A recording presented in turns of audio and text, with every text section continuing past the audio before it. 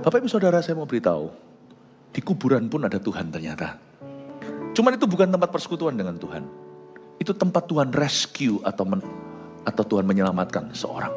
Mungkin Anda tidak pernah sampai di titik bawah itu. Jangan ke sana please, banyak setannya.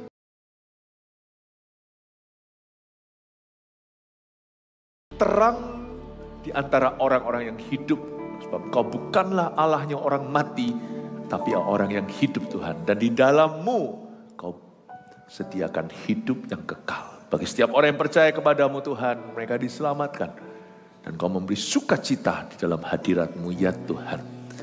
Tuhan, celikkan mata kami untuk mengerti betapa Engkau merindukan persekutuan yang intim dengan setiap anak-anak-Mu. Engkau menunggu kami dari dulu. Kau tidak pernah berhenti menanti untuk satu orang lagi mengenal-Mu. Thank you Tuhan, sampaikan sabda-Mu, sembunyikan hamba senantiasa selalu di balik salib-Mu yang mulia itu. Dalam nama Yesus, haleluya, amin. Berikan tepuk tangan untuk Roh Kudus yang ada di tengah kita. Sebelum Anda duduk, bolehkah Anda menyapa orang kiri kanannya, sebab ini di streaming juga kemana-mana, biar hangat sampai kemana-mana. Katakan welcome home. Praise the Lord, silakan duduk. Di dalam semangat CGFan, banyak sekali jiwa baru yang telah hadir akibat doa kita bersama. Ketahuilah kalau Anda baru berapa kali bergabung dalam ibadah dan baru juga ikut CG di GMS tercinta, Anda bukanlah objek, tapi Anda adalah subjek kasih di gereja ini. Semua jemaat di sini itu mendoakanmu supaya Anda ketemu Tuhan, dan supaya Yesus menemukan Anda ketika Anda mungkin di jalan yang jauh. Tuhan itu sayang dengan kita semua. Karena itu saya kasih tema besar kita, kau menunggu hidupku. Kau di sini Tuhan Yesus, Dia menunggu kita. Termasuk kita-kita yang seringkali salah tempat. Dan kita yang punya pergumulan, dan kita juga yang tidak cari Tuhan. Tuhan itu selalu menunggu setiap orang. Dan setiap ibadah beda-beda. Anda bisa dengarkan yang lainnya, ada pewahyuan baru di setiap kebaktian itu. Sekarang kita di kebaktian yang berjudulkan Yesus menunggu Maria Magdalena. Kita sama-sama buka Yohanes pasal 20. Ini adalah penampakan Tuhan di hari Paskah pagi hari itu kepada seorang wanita. Salah satu pengikutnya namanya Maria Magdalena. Ayat 11 sampai ayat 18, ayat per ayat saya akan bahas. Tetapi Maria berdiri dekat kubur itu dan menangis. Sambil menangis ia menjenguk ke dalam kubur itu. Dan tampaklah olehnya dua orang malaikat berpakaian putih, yang seorang duduk di sebelah kepala dan yang lain di sebelah kaki di tempat mayat Yesus terbaring. Kata malaikat-malaikat itu kepadanya, "Ibu, mengapa engkau menangis?" Jawab Maria kepada mereka, "Tuhanku telah diambil orang dan aku tidak tahu di mana ia diletakkan." Sesudah berkata demikian, ia menoleh ke belakang dan melihat Yesus berdiri di situ, tetapi ia tidak tahu bahwa itu adalah Yesus. Kata Yesus kepadanya, "Ibu, mengapa engkau menangis? Siapakah yang kau cari?" Maria menyangka orang itu adalah penunggu taman, lalu berkata kepadanya, "Tuhan, jikalau Tuhan yang mengambil dia, katakanlah kepada aku di mana Tuhan meletakkan dia supaya aku dapat mengambilnya." Kata Yesus kepadanya, "Maria." Maria berpaling dan berkata kepadanya dalam bahasa Ibrani, "Rabuni," artinya guru. Kata Yesus kepadanya, "Janganlah engkau memegang aku, sebab aku belum pergi kepada Bapa, tetapi pergilah kepada saudara-saudaraku dan katakanlah kepada mereka, bahwa sekarang aku akan pergi kepada Bapakku dan Bapamu, kepada Allahku dan Allahmu." Maria Magdalena pergi dan berkata kepada murid-murid, "Aku telah melihat Tuhan," dan juga bahwa Dia yang mengatakan hal-hal itu kepadanya. Tadi di kebaktian siang, sebelum saya naik, Roh Kudus berbicara bahwa di kebaktian pukul 4 waktu Indonesia bagian Barat yang di streaming dari pusat, yaitu GMS Surabaya Barat di rooftop ini, akan banyak sekali dihadiri. Memang Tuhan sengaja menuntun orang-orang itu di ibadah ini. Akan banyak dihadiri oleh orang-orang yang sedang putus asa. Lalu 1-2 mungkin ada pikiran kepingin mati. Gak usah angkat tangan, saya tahu Anda di sini. Bertahun-tahun saya ikut Tuhan, kalau Tuhan memberi kepekaan, meskipun harus diuji dulu, saya sudah jarang ragu. Saya tahu, that's you, some of you here. Jadi bukan kebetulan hari ini tadi harusnya Anda datang di ibadah siang atau biasanya pagi atau mau malam nanti kok digerakkan itu datang di kebaktian sekarang. Gereja itu kan seperti Batra. Batra itu datanglah sepasang-sepasang hewan di zaman Nuh. Tapi Tuhan sekarang itu di perjanjian baru tuntun orang ke gereja. Gereja itu tempat perkumpulan orang-orang hidup. Maksudnya yang spiritnya dihidupkan. Dan ke tempat atau ke gereja yang hidup, Tuhan akan kirim orang-orang mati. Orang-orang yang hampir mati, yang setengah mati, orang-orang yang perlu dihidupkan, yang rohnya yang sudah padam, itu Tuhan kirim ke sana untuk supaya mereka dihidupkan dan ketemu Tuhan. Makanya gereja tidak boleh mati. Kalau gereja mati dengan apa? Dia mengasinkan kalau garam itu sendiri kehilangan keasinan. Karena itu kalau gereja mati jangan salahkan jika Tuhan terpaksa harus pindahkan jemaatnya. Asal kita jangan inisiatornya. Tarik-tarik jemaat orang, tidak perlu sih menurut saya. Kehidupan itu akan menarik hati, tidak perlu sama sekali kita membantu Tuhan. Dan kalau Anda hari ini datang kemari, itu tuntunan ilahi. Sebab tadi Roh Kudus sudah memberitahu saya sebuah nubuatan yang akan terjadi. Bahwa orang-orang yang putus asa, yang mati rohani, yang kering rohaninya, orang-orang yang kecewa, orang-orang yang sudah kering kerontang di dalam jiwanya, mereka akan kubawa bondong-bondong kemari tanpa mereka menyadari bahwa tangankulah yang membawa mereka ke sini. Hari itu Maria bukan pergi ke gereja, malah pergi ke kuburan. Salah alamat, tapi karena Tuhan tuh baik, Tuhan tuh menunggu Mary. Ini bukan Mary, Maria, ibu Yesus, ini Maria Magdalena. Nama Maria itu cukup umum sih. Ya, cukup umum di Israel zaman itu. Mary. Yesus tunggu dia di sana loh. Meskipun dia ketemu malaikat dulu. Coba lihat ayat 11. Tetapi Maria berdiri dekat kubur itu dan menangis. Hari ini kita tahu. Hari ini kita yang sudah diterangi. Kita tidak perlu menangis di kuburan. Mendingan menangis di hadirat Tuhan. Kalau saya ngelayat gitu ya tentunya saya akan menghargai, menghormati jenazah tersebut. Tapi saya akan ke keluarganya. Dan kalau kayak saya pergi ke kuburan misalnya untuk merapikan kuburan keluarga, ya, saya tidak perlu berdoa di sana sih. Sebab beliau sudah ada di sana. Tapi Maria nangis di situ. Ada loh masih hari ini. Bahkan orang Kristen pun ada. Yang sudah notabene mengenal kebenaran. Udah tahu lah minimal. Masih ada loh orang Kristen yang sedih di bawah bayang-bayang maut. Itu masih ada. Kalau orang dunia sudah pasti, kalau mereka nggak punya Tuhan, nggak percaya Tuhan, mereka sudah dibayang-bayangi maut. Tadi di kebaktian siang saya ajarkan apa kata Alkitab tentang neraka. Saya selipkan, saya tambahkan, kebaktian 2 pukul 10 tadi itu agak istimewa. Saya jelaskan, supaya kita ngerti apa sih artinya binasa. Kalau orang-orang yang di luar Kristus sudah jelas-jelas berada di bayang maut. Tetapi ada orang Kristen yang memilih terus berada di bayang-bayang maut. Karena mereka tidak sadar-sadar mereka harus keluar. Itu pun Tuhan tunggu loh. Tuhan tuh sayang sama kita. Meskipun kita berada di tempat yang salah dalam hidup ini, Tuhan tetap menanti-nantimu. Dia tetap menanti-nantikan. You know you have such a... Kita itu punya Allah yang mengalah. Maria waktu itu menangis di kuburan. Dia menjenguk ke dalam kubur itu. Harusnya ada yang beritahu, dia gak ada di situ, kuburnya sudah kosong. Lu salah tempat, cari Tuhan kok di tempat orang mati. Cari Tuhan itu harus di tempat orang hidup. Tapi sekalipun Maria di bayang-bayang maut, Tuhan tetap hadir untuknya. God is so good. Kalau Anda berada di bayang-bayang maut, Tuhan akan menjangkaumu. Sekali Tuhan menjangkaumu dan Anda disadarkan, cepat keluar. Jangan di situ terus. Kok bisa ya ada orang itu kerasan jadi pasien selamanya? Karena tujuan utama Tuhan dalam hidupmu, termasuk kenapa dia menyelamatkan, bukan hanya supaya Anda selamat. Tapi Tuhan punya rencana lebih tinggi, yaitu supaya melalui hidupmu orang lain diselamatkan pula.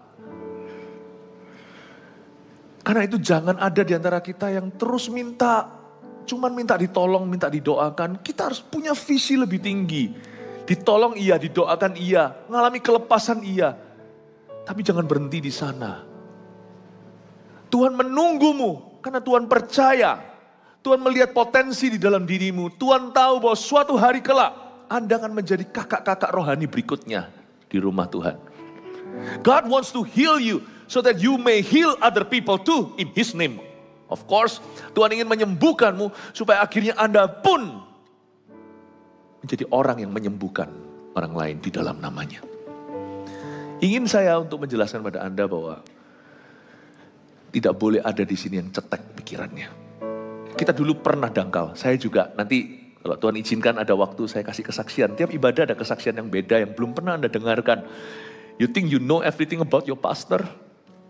Mungkin ada beberapa orang kira sudah tahu semua cerita saya. Oh, baru seperempat pun gak ada. Saya ceritakan satu persatu. Waktu masih panjang, kita semua hidup lama. Nanti saya ceritakan satu dua hal-hal yang lain. Saya pun pernah berada di tempat yang salah. Saya pernah di dalam bayang-bayang maut. Sekalipun saya secara KTP sudah Kristen. Tapi Tuhan menunggu saya. Kalau bukan karena Tuhan menunggu, kita tidak ada di sini hari ini. Kita lihat ayat 12. Dan tampaklah olehnya dua orang malaikat berpakaian putih. Yang seorang duduk di sebelah kepala dan yang lain di sebelah kaki di tempat mayat Yesus terbaring. Ini sebenarnya ada pesan profetik di dalamnya kalau kita peka. Karena tempat Yesus, kain kafannya itu Tuhan Yesus yang lipat sendiri loh. Tuhan Yesus itu rapi, orangnya itu rapian. Gak ada orang yang kepenuhan Roh Kudus hidupnya jadi gak keruan. Tapi orang kalau kesurupan setan hidupnya amburadul pasti. Bukannya rapi, hanya gak rapi tapi dirty sekali. Makanya orang itu kalau dekat sama Tuhan itu lama-lama dia organize. Itu sudah so pasti. Gak ada orang yang bersekutu dengan Roh Kudus lalu jadi gak waras. Lalu kacau rambutnya, kecuali kalau memang itu hairstyle. Orang kalau ikut Tuhan itu jadi teratur. Pertama-tama teratur pikirannya dan prioritasnya. Tuhan itu lipat sendiri loh, dia lipat sendiri. Tapi ada dua malaikat yang berpakaian putih, seorang duduk di sebelah tempat kepala, dan yang satu di sebelah kaki itu menunjukkan kepada kita seperti tabut perjanjian. Tubuh Yesus itu seperti bait suci yang dirobohkan 3 hari dia bangun kembali. Yesus itulah hadirat Allah sesungguhnya. Kalau tabut perjanjian itu hanya simbolnya di perjanjian lama karena Yesus belum datang. Tapi waktu Yesus sudah datang di perjanjian baru, itu Yesuslah wujud Allah sesungguhnya. Bukankah dia berkata kepada muridnya ketika Filipus bertanya, aku ingin melihat Bapa. Belumkah kamu sadar bahwa Bapa di dalam aku di dalam Bapa? Dua malaikat kanan kiri itu persis seperti tabut perjanjian yang ada serafimnya dengan sayapnya yang menyentuh di tengah. Ini menunjukkan seperti harusnya waktu Maria melihat itu sekalipun dia belum sadar itu malaikat, harusnya dia ngerti. Harusnya dia ngerti. Kalau mau cari Tuhan itu bukan di sini.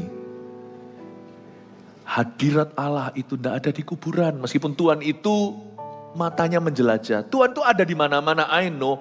But not His Shekinah.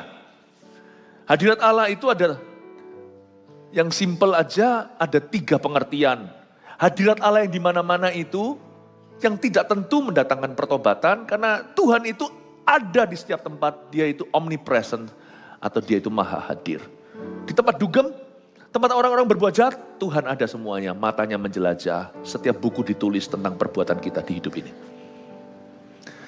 Tapi ada hadirat Allah yang ditemukan di dalam diri orang percaya, abiding presence, atau ketika kita percaya Yesus tinggal di dalam hati kita. Mau kita mengalami peperangan rohani kayak di rumah berhantu kayak, atau kita lagi tidur kita ditindih kalau memang iman kita lagi lemah kayak, atau kita sedang mengalami masalah, badai taufan, atau sungguhan ketika kita diombang-ambingkan naik kapal lalu hampir karam. Whatever it is, whatever danger you encounter, apapun masalah yang kau hadapi atau bahaya yang menghadang, kalau orang itu sudah percaya pada Yesus dan menerima Tuhan, Tuhan itu ada di dalam orang itu. Abiding presence. Whether you feel it or not, Anda merasakan hadirat Tuhan, atau merasakan sejuk, atau manifestasi-manifestasi hadirat Allah seperti misalnya ada beberapa orang merasa seperti disetrum kalau didoakan. Ada sebagian yang rebah, bahkan ada manifestasi fisiknya. Ada nggak ada, tidak mengubah fakta. Kebenarannya adalah Immanuel selalu di sana bahwa orang yang percaya Tuhan, Yesus sudah ada di dalam diri orang itu. Abiding presence. Tapi ada satu lagi tipe atau pengertian tentang hadirat Allah namanya Shekinah. The glorious presence. Itulah kehadiran yang membuat orang encounter atau berjumpa dengan Tuhan dan diubahkan. Dari waktu ke waktu kita mengalami lawatan dan jamahan. Shekinah itu tidak ada di kuburan. Omnipresence, kehadiran Allah di mana-mana ya tentunya ada di kuburan juga. But Shekinah, Tuhan tidak taruh di sana. 2-3 orang berkumpul di dalam nama aku ada di sana. Ketika mereka cari aku sungguh-sungguh, aku mengabulkan doa. Shekinah itu the glorious presence. Itulah tabut perjanjian di perjanjian lama. Harusnya dengan pemandangan itu, Maria langsung disadarkan. Jangan cari Shekinah di kuburan. Ngapain lu cari di sini? Apalagi kalau kita izinkan kematian menjadi roh agamawi kita. Banyak teori-teori itu yang tidak terbukti atau tidak teruji oleh firman. Jangan berdoa kepada orang mati, sebab Tuhan ada di situ. Jangan mendoakan orang mati yang sudah meninggal dunia, jangan main Tuhan. Anda bukanlah Allah. Sudah mati itu sudah di luar ranahmu, sudah di luar wilayah zona doamu. Don't make death your religion. Kalau kita mau sungguh-sungguh mengalami Shekinah, tinggikan Tuhan. Bila Yesus ditinggikan dan salibnya ditegakkan, pasti dia menarik semua orang. Kenapa datang kepadanya sekarang? Karena Shekinah glorinya. Kalau kita mau memuliakan Tuhan, Yesus harus tinggikan, baru roh dicurahkan. Hari itu Maria melihat penampakan malaikat. Tuhan sengaja sisakan 2 malaikat untuk tunggu dia di situ. Tahu nggak? Sekalipun kita di tempat yang salah, cari Tuhan di tempat yang salah pula. Kita itu berada di bayang-bayang mau terus sadari atau tidak sadari oleh karena pilihan kita. Tuhan itu tetap baik dan menunggu kita. Dia taruh dan pasang malaikat-malaikatnya di sana. Saya itu pernah dalam kegelapan yang paling gelap di dalam hidup ini. Padahal saya masih muda belia. Umur 16 itu saya mulai sangat depressed. Saya betul-betul mulai mengalami depresi itu ketika umur 16-17, biasanya usia pemberontakan seorang anak pria.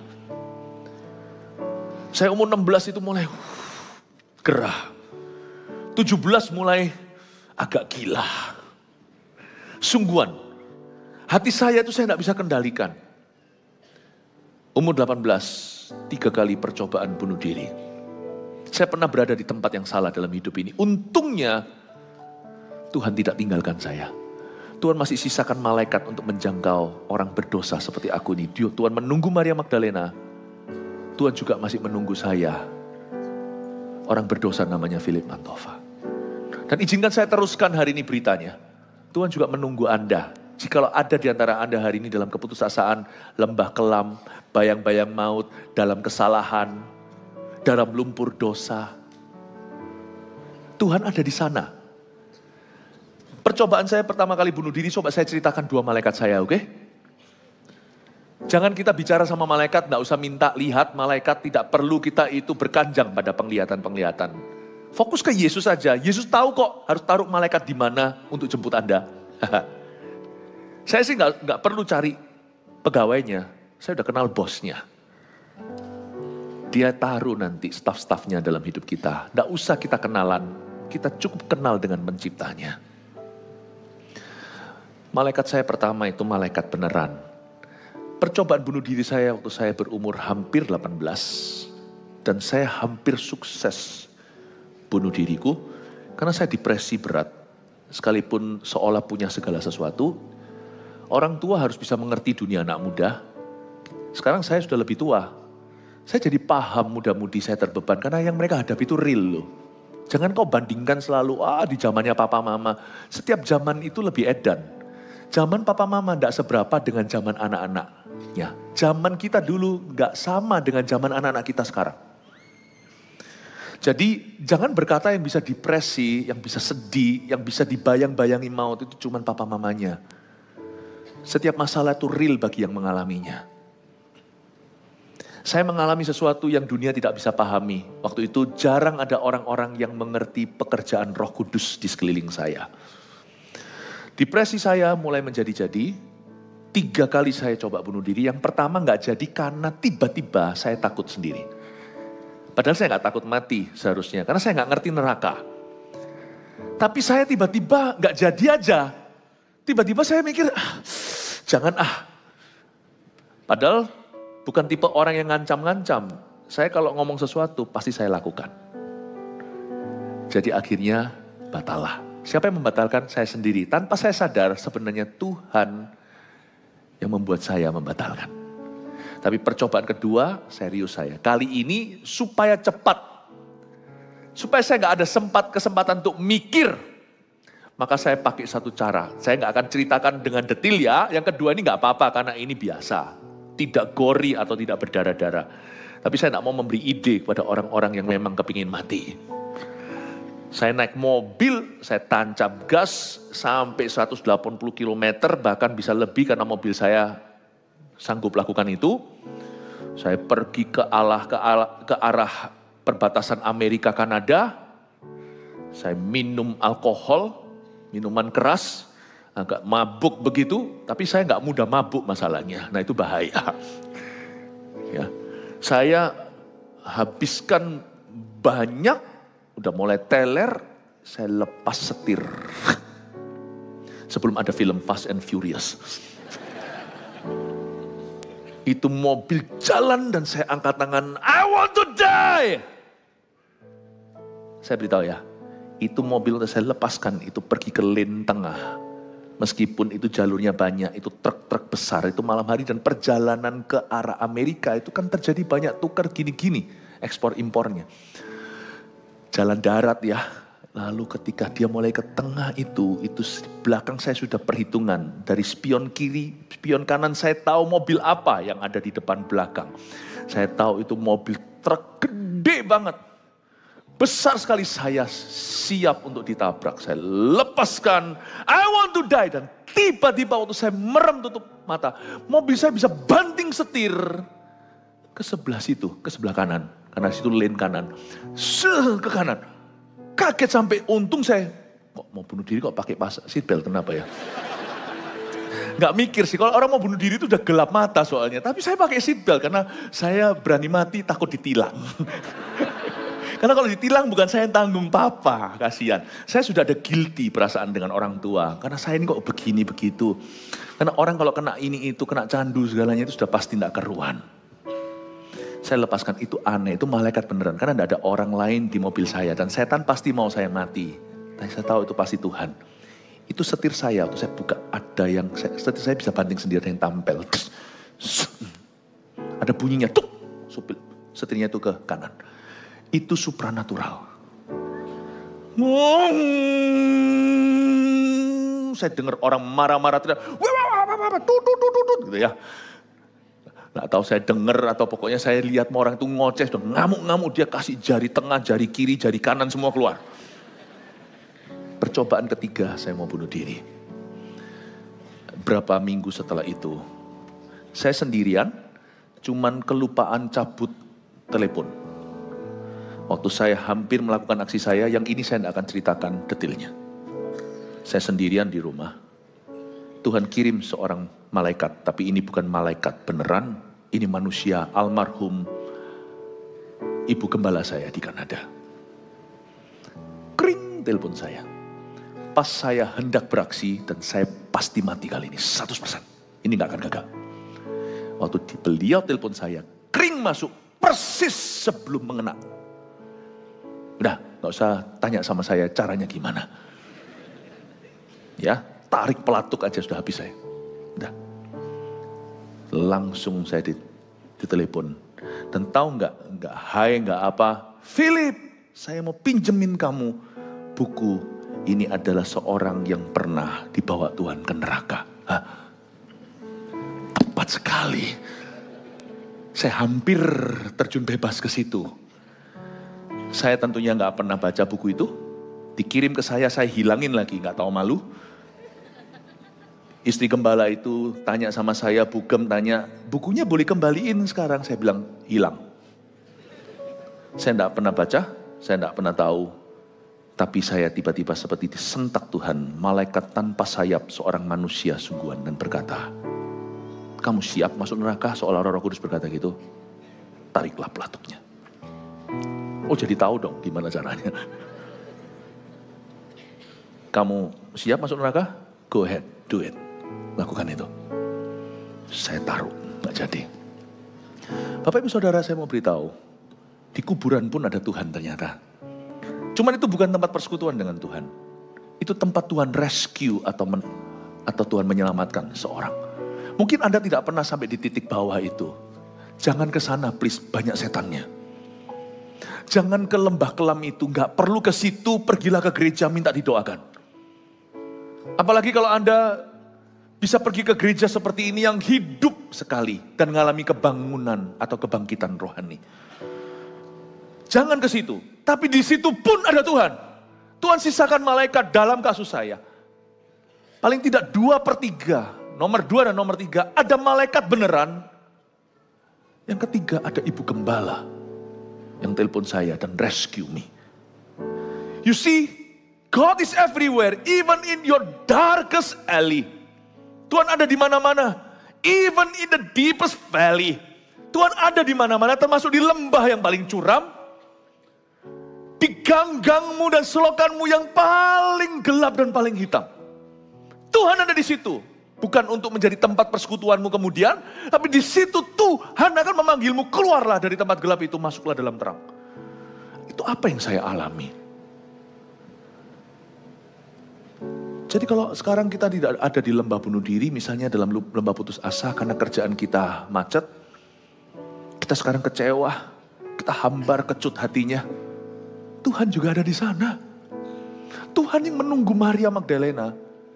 He's waiting for you today. Dalam keputusasaanmu. Yang kenapa Yesus disebut juru selamat? Dia itu penebus kita saat susah, itu artinya. Kenapa Yesus disebut juru selamat dunia? Karena dunia ini memang sudah tidak ada harapan. Untuk itulah dia mati. Untuk memberi pengharapan baru. Yesus disebut sebagai juru selamat kita secara individu. Mengapa? Karena Tuhan yang paling tahu. Paling tahu pergumulan kita, dia tahu luar dalam kita, hanya dia yang bisa menolong kita. Dengan Yesus itu selalu kabar baik. Kau tidak harus mati. Kau tidak harus meninggalkan gereja, sekalipun orang Kristen sudah segudang yang mengecewakanmu, termasuk di dalamnya para pendeta. Bisa jadi kan, kita nggak tahu kan, ada uang baru, ada uang lama, ada uang asli, ada uang palsu. Jangan kau tinggalkan Tuhan. Sekalipun mujizat belum juga kunjung datang, jangan berhenti baca firman. Karena firman itu pelita harapan. Dia pelita kakimu terang jalan. Kalau firman belum bisa memberimu jawaban, maka simpan. Karena Tuhan tahu kapan dia akan menjawab doamu. Janji Tuhan tidak pernah palsu. Saya ingatkan Anda, kalau Anda berada di lembah, mungkin tidak se-ekstrim saya, tapi kalau Anda berada di lembah, ingatlah, Yesus utus malaikatnya di sana. Tapi malaikat tidak usah diminta, saya nggak minta, malah saya itu menghindari Tuhan, malah saya alami itu.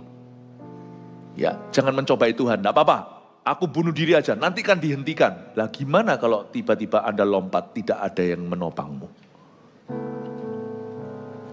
Saya paling kasihan dengan orang yang lompat, karena ada dalam sejarah hidup saya, siapanya siapa, apa segalanya, saya pernah ada kejadian orang yang sampai lompat. Saya yakin kalau dia lompat dari tingkat 16 sampai tingkat 4, tiba-tiba dia ingat. Oh iya, pasti ada sesuatu yang dia ingat on the way. Ketika setan butakan, setan tarik tangannya supaya dia waktu jatuh ke bawah tidak hanya mati, tapi menyesal. Di tingkat 4 waktu dia mau mendarat, pasti dia ingat sesuatu yang membuat dia, aku tidak boleh mati hari ini. Don't do it. Bukan hanya bunuh diri. Kalau Anda mau bunuh diri secara rohani, sudah aku mau meninggalkan iman, ingat, not worth it. Jangan kau menyerah atas dirimu, karena Tuhan tidak pernah menyerah atas Anda. Tuhan yang menunggu Maria Magdalena masih menunggumu. Seorang perempuan yang pernah dikecewakan sama laki-laki, dulu papanya juga gitu kecewaan mamanya. Aku menyerah, mulai hari ini saya percaya. Jangan jadiin doktrin dong, kalau sakit hati itu jangan membuat keputusan. Kebanyakan orang kalau lagi sakit hatinya kecewa, putus asa, lagi goncang, lagi labil. Putusan apapun yang kau buat itu biasanya salah. Malah membuat doktrin kehidupan.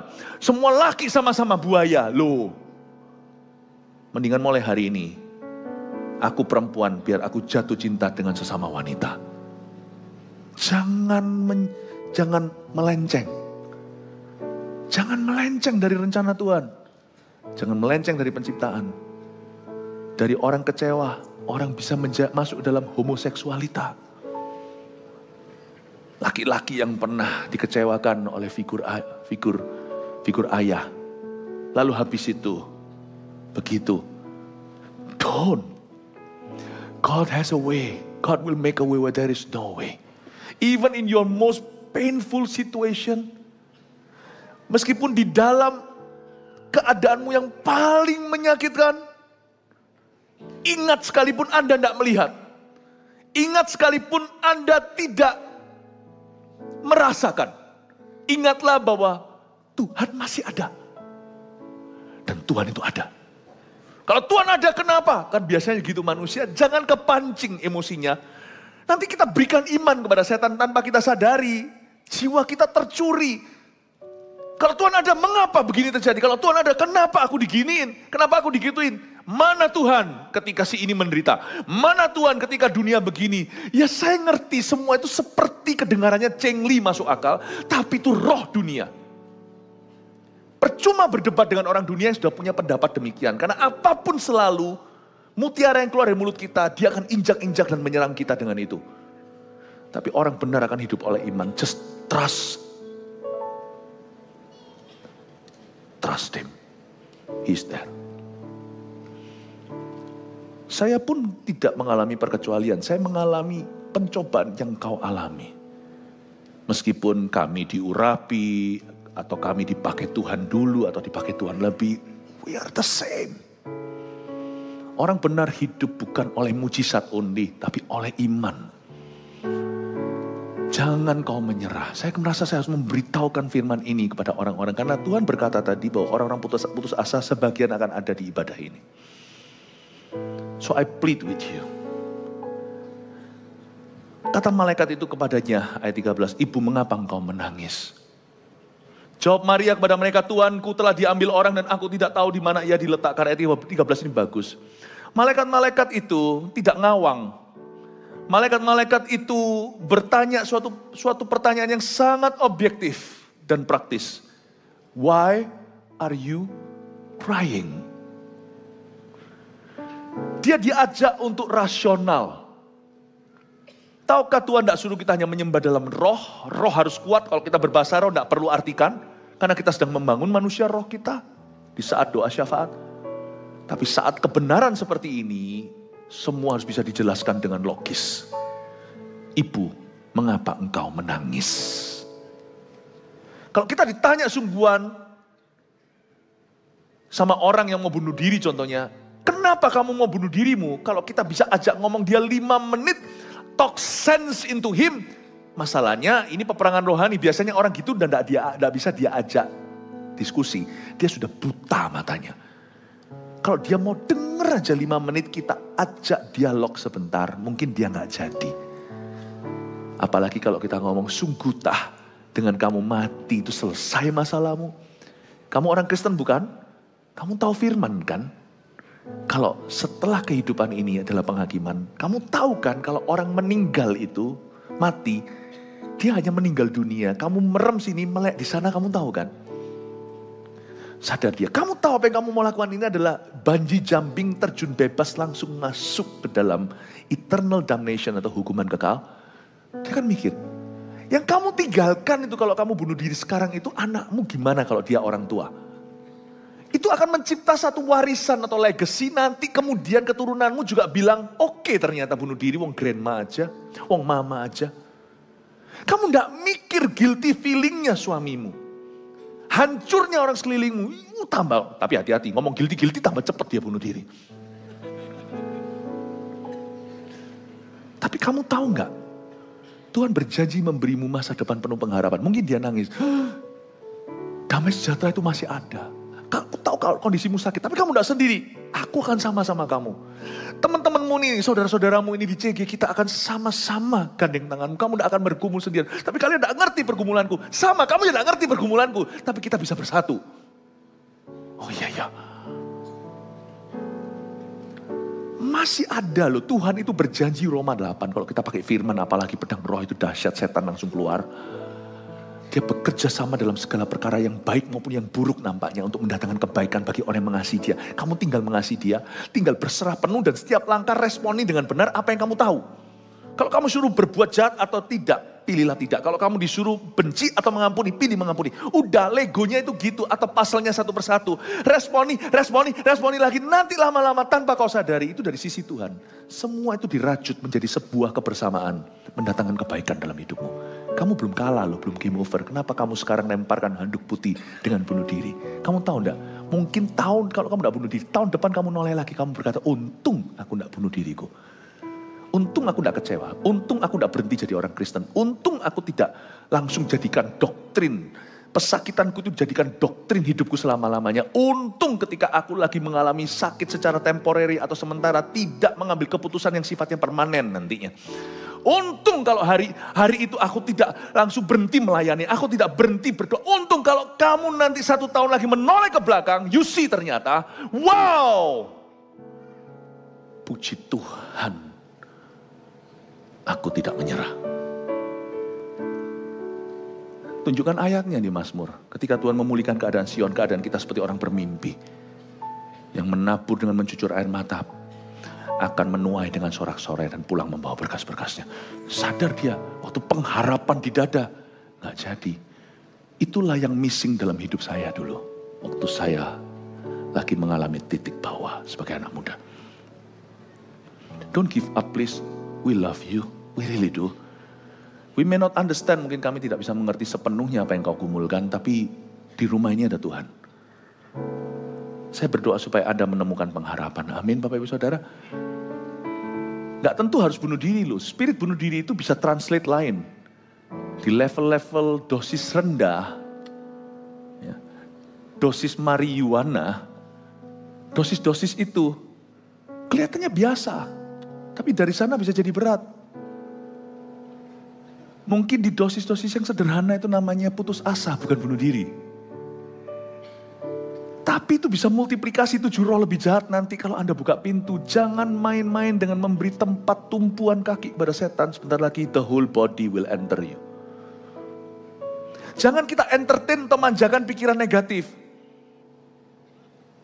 Padahal kita mungkin mengalami suatu gangguan kesehatan. Lalu habis itu masalahnya serius tapi nggak sampai ke seluruh kehidupanmu. Nanti seluruh hidupmu kau serahkan pada rasa ketakutan. Don't do that. Zaman ini tahu nggak apa yang laris?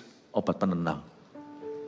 Sejak pandemi apalagi. Mau tahu nggak zaman ini? Kalau orang sekali nggak waras, orang sekali terhinggap yang namanya panic attack, itu seperti ada glue atau ada lemnya. Kalau sekali Anda mendapatkan keresahan, dan kalau itu sudah merasuk jiwamu, itu sulit keluar. Jaga hati dengan segala waspada. Izinkan khotbah saya sekarang ini booster atau vaksinasi rohani. Menjaga setiap jemaat yang sudah damai sejahtera. Dan mereka yang mulai kehilangan atau tercuri damainya. Rebut kembali. Ada urapan di rumah ini. Kasih tepuk tangan untuk Tuhan. Ibu, mengapa engkau menangis? Ayat 15. Siapakah yang engkau cari? Diajak mikir. Maria menyangka orang itu adalah penunggu taman. Lalu berkata kepadanya, Tuhan, jikalau Tuhan yang mengambil dia, katakanlah kepadaku di mana Tuhan meletakkan dia supaya aku dapat mengambilnya. Ayat 15. Maria menyangka dia adalah penunggu taman. Mungkin ada 2 arti. 1, Yesus berubah rupa. Mungkin saja. Sekalipun Yesus tidak berubah rupa, kemungkinan juga dia tetap tidak mengenali Yesus. Mau tahu nggak kenapa? Kalau orang itu sudah dihantui bayang-bayang maut. pikirannya udah tidak lurus, sulit lihat Yesus. Kalau orang itu sudah kehilangan kontrol damai sejahteranya, itu orang sulit diajak bicara. Sebab apapun juga yang dia pikirkan tentang Tuhan, semua adalah kesalahpahaman, salah sangka dengan kehidupan. Tuhan disebut penunggu taman. Ini sudah sungguh-sungguh juling kelas-kelas dewa. Tuhan disebut penunggu taman, padahal kalau dia tahu di depannya itu solusinya, dia nggak perlu depresi berlama-lama. Tapi dia lama-lama di situ karena dia tidak bisa melihat. Ketika hatimu itu tidak dalam terang, semua pandanganmu pun kabur. Pernahkah kalau kita lagi gelisah, buka ayat mana aja percuma? Padahal itu solusinya, ini obatnya. Ini tetap pedang bermata dua. Tetap pelita bagi kaki, terang bagi jalan. Tapi Anda buka halaman demi halaman, mau yang apps kayak maupun yang buku kayak dari Kejadian sampai Wahyu, Anda buka itu cuman kata-kata yang cuman terbang di otak kiri kanan Anda, cuman begitu aja berlalu. Tenang, makanya Yesus ketika murid-muridnya itu di atas perahu dan 9 jam mendayung di sana, kena angin sakal. Waktu mereka ketakutan, permainan katakan Tuhan jadi hantu. Mereka ketakutan, lihat Yesus langsung apa? Yesus berkata, tenanglah, ini aku. Coba bacain. Tuhan tidak berkata, ini aku, tenanglah, kembali. Nanti dia Tuhan berkata, ini aku. Dia suruh tenang dulu, tenang. Shh. Look at me clearly, this is me. Misalnya seorang mama habis pasang masker dari Korea. Anaknya setelah pulang sama teman-teman nonton film horor. Hari itu kebetulan mati lampu, mamanya nyanyikan lilin. Oh, matinya kenapa lampu, Ma? Lampunya kenapa mati? Sekalian tiba-tiba mama buka pintunya. Dan pas lagi pakai lilin di sini. Pakai masker Korea. Ya. Lalu habis itu cereng, dia ketakutan. Wah, mau lari lewat jendela. Tenang, tenang. Mamanya tidak mungkin gini. Loh, ini mama tambah gitu, tambah lari, tambah lompat dari jendela. Tenang. Tenang. Shh, shh, tenang. Kenapa? Ini mama. Percuma kau ditolong kalau kau tidak tenang. Orang-orang yang rescue, mereka yang tenggelam, itu mereka masih begini-begini, Anda tarik, Anda ikut tenggelam. Tenang. Kalau dengan berenang, kepalanya di atas gini, lalu dia berenang, orang-orang yang mahir, memang expert atau profesional, dia harus tenang, baru dia dibawa ke pinggiran. Tapi kalau orangnya ikut begini-begini, dua-dua tenggelam. Tenang. Kalau Anda mau melihat karya Tuhan, tenang, yakinlah Allah ada di sana. Amin Bapak Ibu Saudara. Semoga firman yang saya sampaikan ini juga menyembuhkan beberapa orang yang hari-hari ini lagi panik dan bergantung obat-obatan. You harus tenang. Kalau enggak Tuhan datang pun semakin dekat semakin Anda salah sangka. Tuhan dikira hantu nantinya. Dan saya dari ayat ini saya mendapat satu kesimpulan bahwa diperlukan hati yang diam untuk mengalami pertolongan Allah. Selain itu saya juga bisa asumsi dari ayat ini bahwa Maria itu tidak seperti yang digambarkan oleh Hollywood. Maria Magdalena lah, apalah, aduh macam-macam gosipnya. Nggak terbukti dari firman. Maria Magdalena itu kayaknya gede orangnya, jadi bukan yang beautiful kayak apa. Karena dia berkata, beritahu aku di mana Tuanku, supaya aku dapat mengambilnya, dalam bahasa Inggrisnya, so that I can carry him. Jadi kayaknya dia kayak mama-mama Afrika itu yang gede-gede gitu ya. Yang kuat ngangkat orang gitu ya, bukan yang Miss Universe gitu ya. Jadi dari sinilah tertepiskan semua klaim-klaimnya Hollywood yang bahasa Ibraninya boten-boten gitu. Yang tidak-tidak. Kata Yesus kepadanya, Maria. Maria berpaling dan berkata kepadanya dalam bahasa Ibrani, Rabuni artinya guru. Rabuni, bagus sekali kalau bahasa Indonesianya. Matanya Maria itu rabun benar hari itu. Tuhan dikira hantu atau Tuhan dikira penjaga taman. Matanya dia tidak bisa lihat Tuhan, tapi untungnya masih ada satu organ tubuhnya peka sama Tuhan, pendengarannya. Yesus berkata, Mary. Langsung dia berkata, Rabuni. Satu organ tubuhmu tidak boleh mati saat Anda dalam lembah kekelaman. Telingamu. Bahkan tanya dokter, saya tidak tahu, ini harus dicek lagi. Mungkin ya, bagian tubuh kita yang terakhir meninggal dunia itu mungkin kuping kita. Makanya orang koma, tidak bisa lihat apa sebenarnya, kupingnya masih bisa dengar. Bisa jadi yang terakhir pergi itu pendengaranmu. Bisa jadi, tanya dokter, saya nggak berani klaim ini ya. Tapi hari itu dalam semua kebingungannya, dalam semua kegelapannya, dalam semua keputusasaannya, Maria masih punya sisa satu organ yang terhubung dengan Tuhan. That is her ears. Mungkin bukan both ears, dua kuping, mungkin her ear only. Mungkin salah satu kupingnya, at least satu telingamu tetap harus terbuka. Makanya kalau Anda dalam lembah kelam, tetap harus terima firman. Baca firman, dengar khotbah, daripada cari yang enggak-enggak. Tetap telinga kita harus terhubung. Karena Tuhan bisa masuk dari situ. Mary, dia sadar, that's you.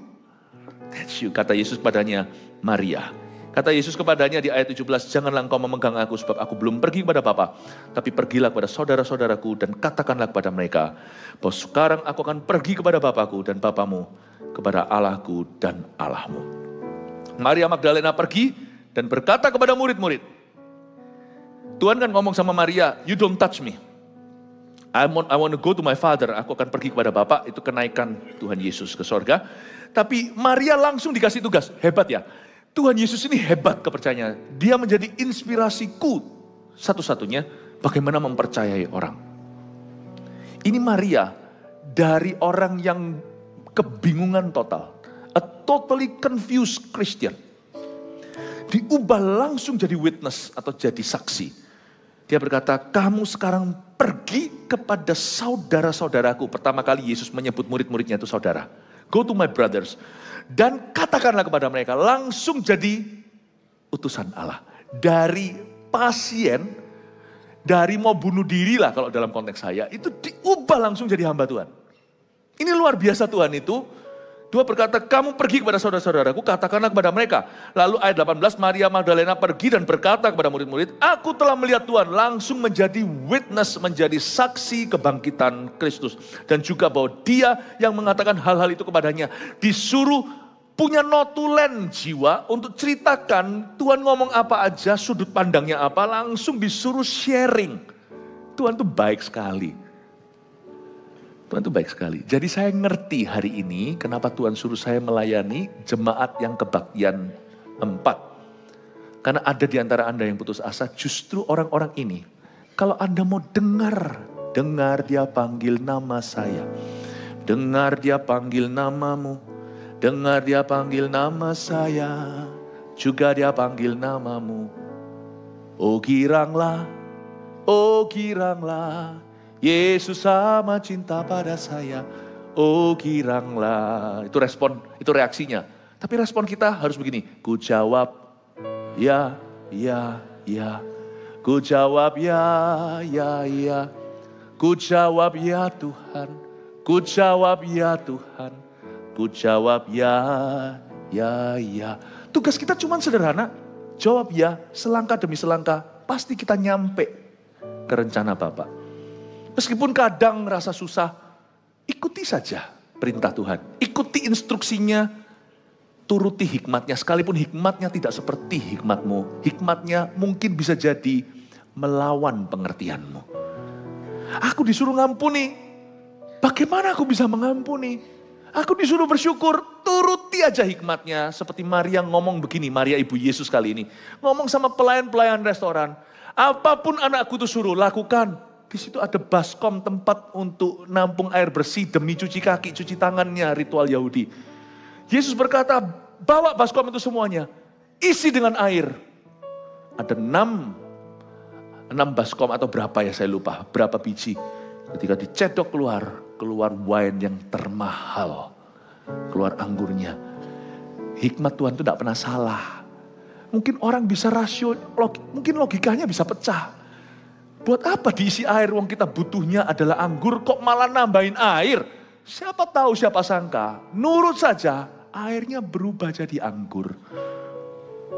Kalau Tuhan suruh itu gak pernah salah, turuti saja, kayaknya susah. Kayak mengiring Yesus, meskipun kadang susah, menderita dalam dunia, saya mau iring Yesus sampai selama-lamanya. Meskipun kadang susah, menderita dalam dunia, ngikut saja. Saya mau ikut Yesus sampai selama-lamanya. Kalau Tuhan yang suruh, meskipun rasanya itu langkah satu, ini apa artinya? Kalau Tuhan yang mewahyukan itu hikmatnya, percayalah itu ada ujungnya. Tuhan itu tidak pernah PHP, memberi harapan palsu. Meskipun kita tidak bisa lihat anak tangganya semua. Dari sini tuh gimana sampai ke situ? Dari air dipenuhi itu gimana sampai seluruh hadirin pesta nikah di Kana ini tidak marah-marah, tidak berkata tuan rumahnya nggak bonafit segala. Dia nggak ngerti, just trust and obey. Siapa sangka dicedok anggur yang termahal ternyata. Tuhan itu tidak berhutang sama siapa-siapa. All he needs from you hanyalah ku jawab ya. Ku jawab ya Tuhan, ku jawab ya Tuhan, ku jawab ya. Meskipun susah, iring terus, ikut terus. Yes Lord, yes sir, yes sir. Dari sini sampai sana, tangganya itu Tuhan yang tahu. Tapi 1, 2, 3 di depanmu, tangga yang kelihatan itu respon hatimu. Amin. Telinga kita tidak boleh tuli. Tetap terima instruksi. Kalau kita lihat kondisi kita sudah beyond repair, gak bisa diperbaiki lagi.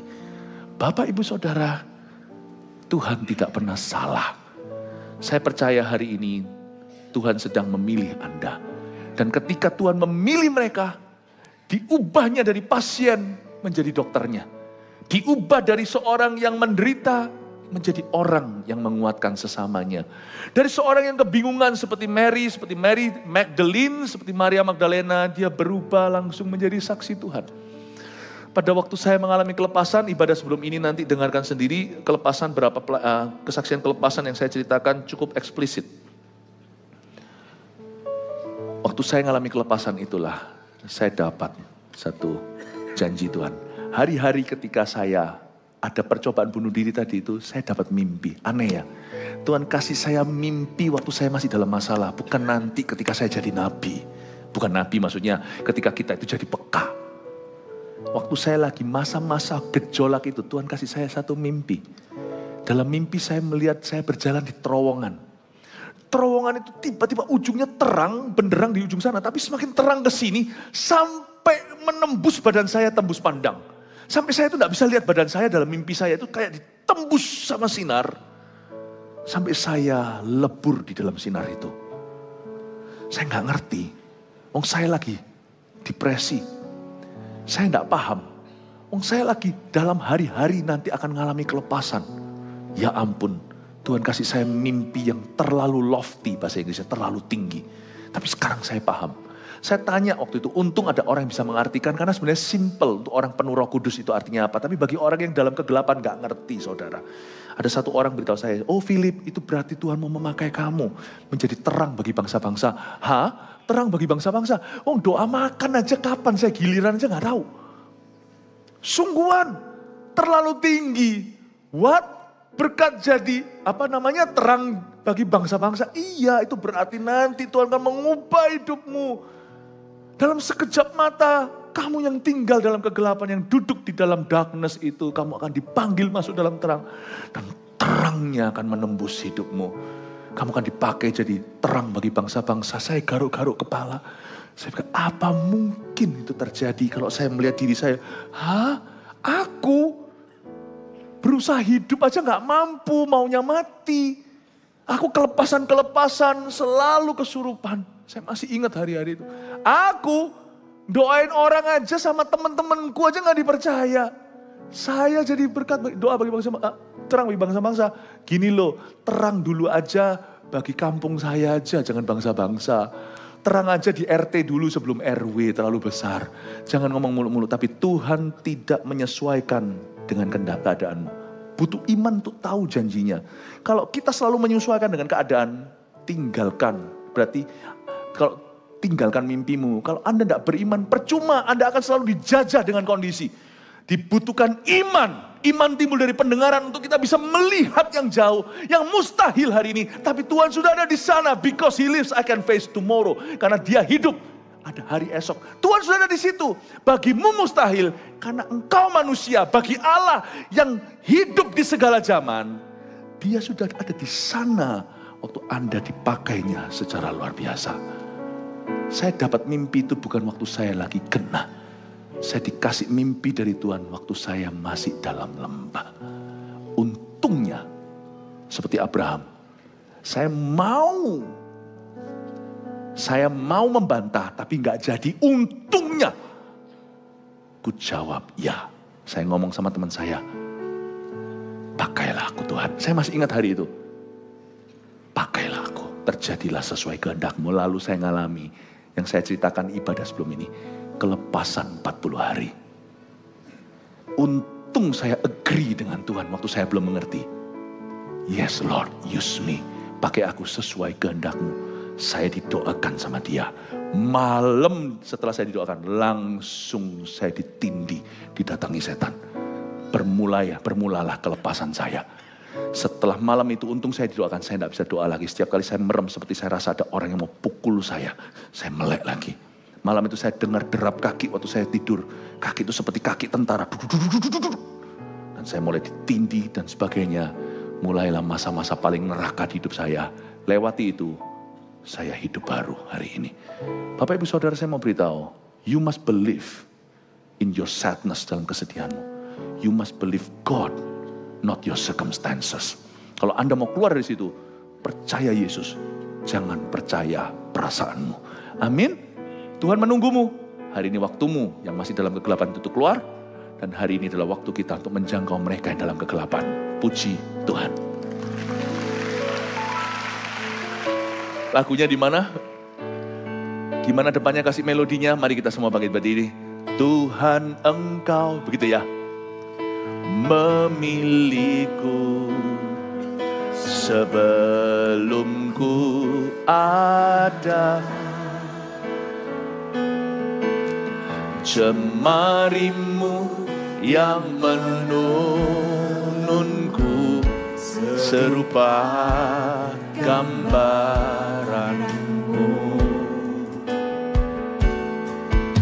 Sebelum ku mengenalmu, ku buang hidupku. Namun Engkau tak pernah lelah mencari diriku. Tak kusangka sejak dulu Kau menunggu hidupku di altar-Mu. Ku sadari selama ini Kau menanti. Ku akui semua dosaku, ku lepas kehendakku. Biar seluruh nafasku memuliakan-Mu, Yesus Tuhan, Kau Rajaku. Haleluya, Tuhan Engkau memilihku, yakini itu. Tuhan memilih setiap kita. untuk pekerjaannya yang mulia. Percayalah, yakinlah. Jemarimu yang menenunku serupa gambaranmu. Sebelum aku mengenalmu, Engkau. Sebelum ku mengenalmu, Kau sudah mengasihi aku waktu ku buang hidupku.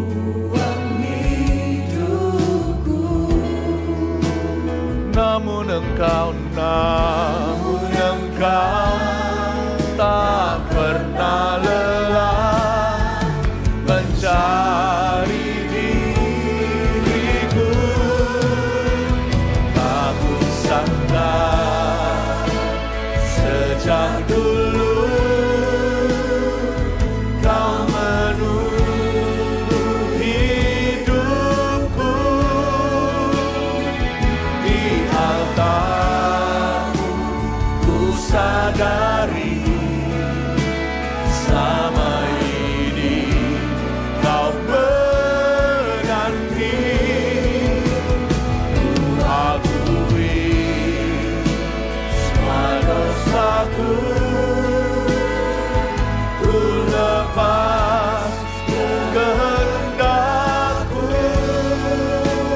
Biar seluruh nafasku memuliakan-Mu, Yesus Tuhan Kau Rajaku. Tak kusangka sejak dulu Kau menunggu hidupku di altar-Mu. Ku sadari selama ini Kau menanti. Ku akui semua dosaku, ku lepas kehendakku. Biar seluruh nafasku memuliakan-Mu, Yesus Tuhan Kau Raja. Saya ingin kita melakukan sesuatu, saya butuh kekompakannya. Orang Samaria yang baik hati itu dipuji Tuhan dalam ilustrasi karena dia yang mau melangkah, mau berbuat sesuatu. Yang lainnya hanya teori belaka, tidak berbuat apa-apa. Sedangkan mereka dalam perjalanan bait Allah, orang Lewi dan imam itu tidak berbuat sesuatu. Kelihatan orang lagi butuh. Di sini tidak hanya kebutuhan fisik, kebutuhan emosi juga ada dan spiritual ada. Jadi kalau Anda duduk di dekat orang-orang seperti itu nanti yang ngaku begitu, Anda mesti berbuat sesuatu. Apalagi dalam gereja, mereka dalam perjalanan bait Allah aja mereka nggak peduli, Tuhan kecam mereka. Kita ini di bait sucinya, harus peduli kan? Saya tidak manggil maju ke depan dulu, altar call untuk sesuatu yang lain nanti. Tapi saya minta kalau ada di sini orang-orang, jujur aja, rumahku akan disebut rumah doa. Yang doa bukan pendetanya, semua umatnya. Dan kita doa tidak selalu mendoakan diri sendiri, mendoakan orang lain juga. Saya berkali-kali selalu memberimu teladan dalam hal itu. I always pray for you. Never do I ask prayer for me first. Nggak pernah. Saya minta Anda untuk tidak merasakan beratnya masalah Anda dulu, tapi mendoakan. Tapi kalau ada di antara kita hari ini yang kayak pikiran mau mati itu terus datang, bisa nggak Anda angkat tangan? Saya mau lihat. Mana orangnya yang selalu ada pikiran, tidak tahu Anda berani nggak berani, tapi selalu ada pikiran mau mati. Yaitu ada angkat tangan yang diangkat, jangan di video ya. Tapi ini untuk di sini setiap kebaktian juga ada. Ada lagi nggak? Ada lagi? Ada lagi di sebelah situ. Saya tahu ada, kalau Roh Kudus ngomong pasti ada itu di depan sini juga ada. Pikirannya itu kayak mau mati aja, rasanya aku nggak tahan lagi mau mati. Oke, jangan diturunkan tangannya. Saya minta orang-orang di dekatnya, kalau laki dengan laki, perempuan dengan perempuan, saya pinjam tangan Anda, bisa letakkan di pundaknya seperti ini. Ya, laki dengan laki, perempuan dengan perempuan, kecuali yang ada kecenderungan, jangan mencobai dirimu. Kalau enggak begitu, letakkan tangan di pundak seperti itu. Mari kita berdoa ya. Oh ramayasi arananamayasu, iyaralamayasi nananamayasu. Mari kita semua berbahasa roh. Kalau tidak ada di dekatmu, maka kita juga bisa mendukung dalam atmosfer doa. Let's pray together for our brothers and sisters.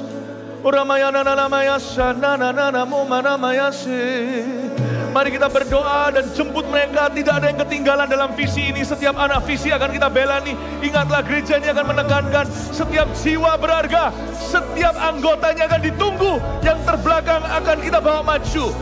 Yang dari lembah maut, bayang-bayang maut, kita akan rescue. Mari kita berdoa dulu. Aku tengking, roh maut, kau keluar dari pikiran orang itu, dari hatinya, dari perbendaharaan jiwanya, dari sanubarinya, keluar dalam nama Yesus Kristus.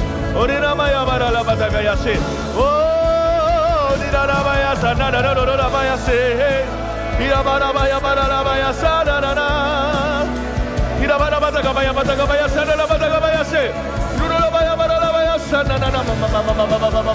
Mari kita persiapan. Setiap orang berharga. Kalau hanya satu pun yang angkat tangan, saya tetap akan belanin. Seluruh gereja berdoa. Sebab nyawa itu berharga di hadapan Allah. Nyawa Tuhan yang cintakan. Mari kita berdoa agar mereka benar-benar memperoleh kekuatan, memperoleh pengurapan. Ora magabaya barala badaya siaralamu. Iyana lamaya sana namaya barala bayasi. Iyana lamaya sana namaya si. Iyana lamaya su. Iyana lamaya su namaya si.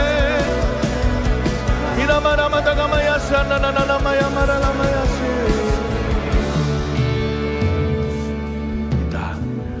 Anda bisa kembali menghadap ke depan. Terakhir, saya mau memberikan altar call dengan cepat. Ini adalah klimaksnya. Saya mau bersaksi hari ini tentang kebaikan Tuhan. Akhirnya saya membuat keputusan yang paling brilian dalam hidup ini. Hari itu di danau, di Vancouver, Kanada, dingin sekali bulan September. Saya nggak pakai jubah malah, karena saya dadakan saya berkata, baptis saya. Saya minta dibaptiskan. Saya belum pernah dibaptis selamkan, kecil pernah dipercik, bukan soal metodenya, tetapi pertobatan. Anak umur 6 tahu apa? Waktu saya umur 18 itu saya berkata, aku mau ikut Yesus. Itu klimaksnya. Nggak peduli lagi, saya bilang sama gembala, baptis, aku mau baptis. Langsung saya cemplung ke danau itu, di retreat itu. Dan saya dibaptiskan. Ada satu cerita, waktu saya masuk ke dalam air itu, dingin kan? Di atas sana dekat Alaska. Waktu saya masuk ke situ, saya rasakan jiwa saya hangat, saya nggak bisa ceritakan. What a beautiful thing if you listen to God. Kalau Anda mau dengaran dengan Tuhan, He's always right. Dia selalu benar. Perintah Allah ke-1 setelah orang bertobat adalah dibaptiskan. Baptisan tidak menyelamatkan, tapi iman kepada Tuhan. Tapi kalau Anda beriman pada Tuhan, pasti lakukan perintahnya. Perintah Tuhan ke-1 setelah orang bertobat itu dibaptis, bukan pelayanan dulu. Kalau Anda belum dibaptis, saya mau kuras habis. Hari ini saya membuat keputusan sebagai gembala sidang, sebelum gereja ini tambah banyak jemaatnya, juga semakin banyak gerejanya dalam kegerakan kita. Saya tidak mau satu pun jemaat terbelakang. Kalau ada di sini masih ada sisa-sisa belum dibaptis selam dalam pertobatan. Ayo hari ini menyusul nanti teman-teman yang akan dibaptis dulu. Sebelum akhir ibadah nanti kita akan melihat baptisan. Lalu akan menyusul ke situ orang-orang yang belum dibaptiskan. Kalau Anda belum dibaptis selamkan dalam pertobatan, sebentar lagi kita nyanyi lagu ini sekali lagi. Tuhan sudah menunggumu dari dulu. Ini klimaksmu di fase 1. Yaitu menyerahkan kehendakmu dan melangkah dengan iman. Menggenapi perintah Tuhan. Percayalah dan berilah dirimu dibaptis. Bertobatlah dengan sungguh-sungguh. Tuhan memulihkanmu. Kami tidak akan pulang membawa roh keputusasaan. Kecewa hati kami tinggalkan di altarnya. Terima kasih Tuhan, Kau sudah mengurapi jemaatmu dengan pengharapan baru. Jemaat terkasih, pulanglah membawa berkat yang baru dari Allah Bapamu, Allah Putra dan Allah Roh Kudus. Mengurapimu dalam setiap langkah hidupmu, setiap keseharian. Tuhan menyertaimu dan Tuhan memberimu damai sejahtera. Dalam nama Yesus, haleluya.